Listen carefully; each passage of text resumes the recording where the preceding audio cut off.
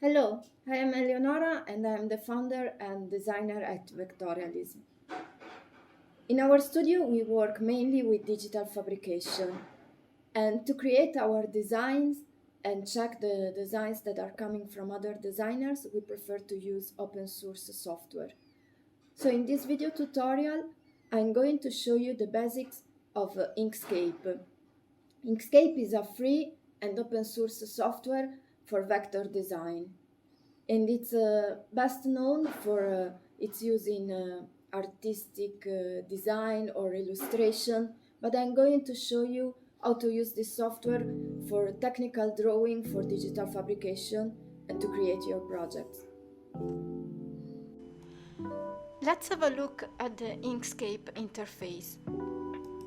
If you ever used other graphic design softwares, you will notice that there are some difference in this interface, but it's not difficult at all. So, the first thing that we have to do is to change the document properties. So we go to File, Document Properties, and you see that this window on the side of the screen pops up.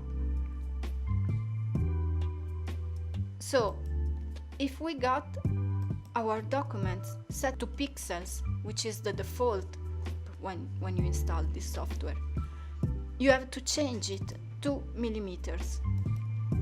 Because pixels, it's okay if we are working for web design, for example, but it's not right if we are working for digital fabrication or something that has to go real, like for example, if we want to print something. You will see that there is also centimeters, but usually even if you are working on something big, like printing a billboard or something like that, it's common to use millimeters. Then of course, if you are working in the imperial unit system, you should select inches. So now we select millimeters.